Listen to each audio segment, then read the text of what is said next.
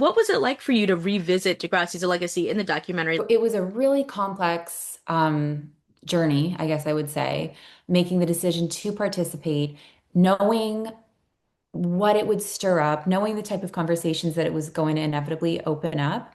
So it took a lot of sort of like, I don't know, inner coming to terms with things, I guess, to decide to do it. I'd made peace with the show. I'd made peace with all my experiences, the good and the bad.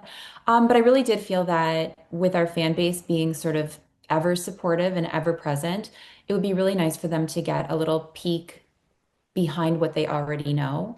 And I think that what this documentary really does is it strips another layer back. In previous interviews, I think a lot of us very much felt like we were a little more robotic in how we were presenting ourselves and in what we were sharing and what we were sort of allowed to share.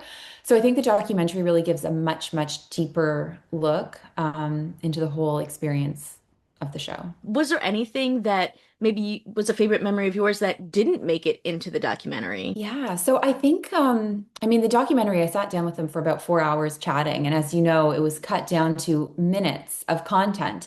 So Mhm. there was so much that wasn't included. And I think really overall for me, the actual filming of the show was such a small part of the entire experience.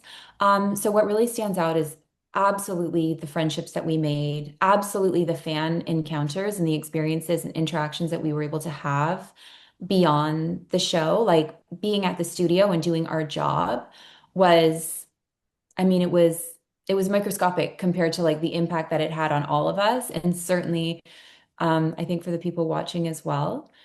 So yeah, I mean, I think we touched on the lows and I think we touched on the hard things in ways that we hadn't before.